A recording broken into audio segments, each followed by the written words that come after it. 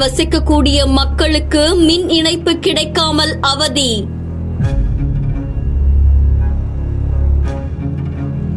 மின் வாரிய துறையை கண்டித்து சாலை மறியலில் ஈடுபட்ட பொதுமக்கள்.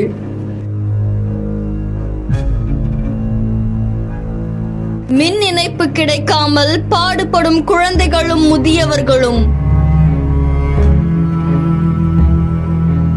மயிலாடுதுறை மாவட்டத்துல பல வருஷமா இந்து அறநிலையத்துறைக்கு சொந்தமான கோவில் மற்றும் ஆதீனத்தின் நிலங்கள்ல ஏராளமான பொதுமக்கள் வசிச்சுட்டு வராங்க அப்படின்னு சொல்லப்படுது. இந்த நிலையில மின் வசதி கேட்டு மின்வாரிய அலுவலகத்துல பொதுமக்கள் விண்ணப்பம் கொடுத்து பல முறை அங்க இருக்கிற அதிகாரிகள் கிட்ட சொன்னாலும் அலை கழிச்சிட்டு வரதா குற்றம் ஒண்ணு எழப்பட்டிருக்கு.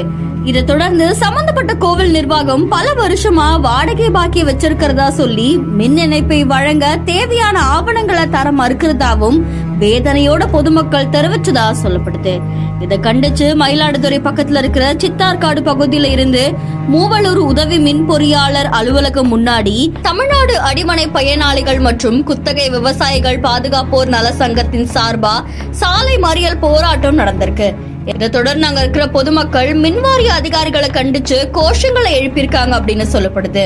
அதுக்கப்புறம் மின்வாரிய அதிகாரிகள் பேச்சுவார்த்தை நடத்தினதாகவும் உடனடியா மின் இணைப்பு வழங்க நடவடிக்கை எடுக்கிறதாகவும் தெரிவிச்சதால போராட்டத்தை தற்காலிகமா கைவிட்டு அங்க இருக்கிற பொதுமக்கள் கலைந்து சென்றதாகவும் சொல்லப்படுது. இந்த சாலை மறியல் போராட்டம் காரணமா மயிலாடுதுறையில இருந்து கும்பகோணம் போற பிரதான சாலையில அரை மணி நேரம் போக்குவரத்து பாதிச்சதாகவும் கூறப்படுது.